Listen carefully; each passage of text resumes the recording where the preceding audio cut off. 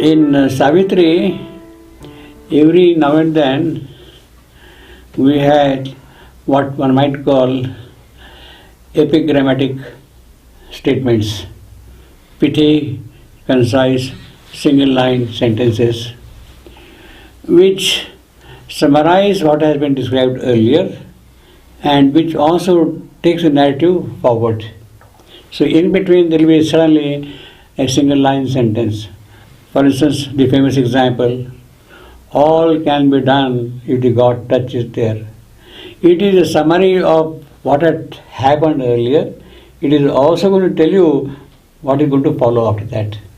So that thing stands as a single sentence in between. At the same time, if you remove that thing from the context, by itself also it conveys different meanings in different contexts. All can be done if the God touch is there. So these epigrammatic statements occur every now and then in Savitri. We have now here another wonderful statement of the same kind. Only a little lifted is mind's screen. This is what we have in our wisdom course as one of the statements here. Now maybe we could contextualize that statement and try to look into what it is trying to convey. Is that all right for you, or you want to Yes, try? perfect. Yeah. What I understand from is that if the whole window, which is the doorway to knowledge, light, whatever you say, is the big screen, then the mind is just like a little screen lifted. The rest of it is still covered. That's right. You can put it that way. We can also say in a different manner. See, mind sees only one window. Maybe it is capable of seeing number of windows.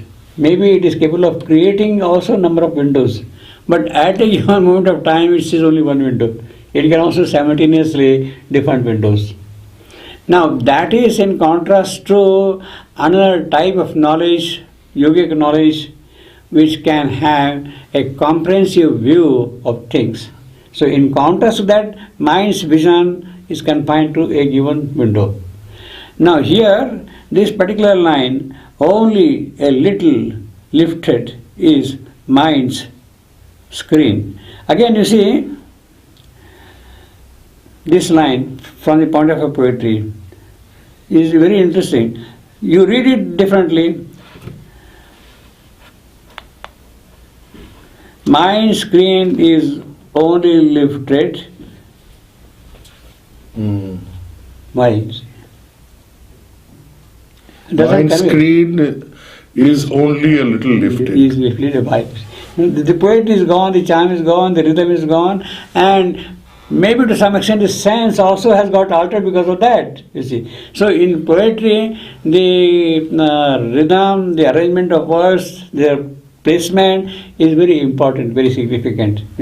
Only, you see, you could have said simply say, a little lifted is only mind's screen. You could have put only in different manner, and the meanings also will change from time to time, from place to place. But here, basically the problem is, the context of the line is Ashwapati at once in one particular moment gets some kind of a command, some kind of a vision, some kind of an adesh in his life. He sees that, he knows that his daughter has grown up to a marriageable age and she must get married soon. It is also a kind of a responsibility of the father to see that she is got married. But at the same time there is a problem. Problem in the sense that she is radiant, powerful, imposing, majestic, commanding, very beautiful of course, princely, she is a princess, and there is nobody, no youth known to him who would come forward and claim her hand in marriage. So under this condition he is in a dilemma, and therefore he receives some sort of a suggestion what he should do. and how things should be proceeding further. So he says that basically the command which comes to Ashwapati, he says that there are things in man's life which try to go to the nobler levels, to the higher level, deeper things, beautiful things, all those things are there. And there is a constant urge also in man to exceed himself constantly. Something is happening, something is not happening, and therefore he becomes little helpless in the whole process. So while man is trying to outlive his own limitations, go beyond his limitation, there is mortality, there is death, there is ignorance, there is pain, there is suffering. He is constantly trying to this one. Now, he has no clue in what manner this can be changed, this can be handled, this can be removed also from the scene. He has no clue at all.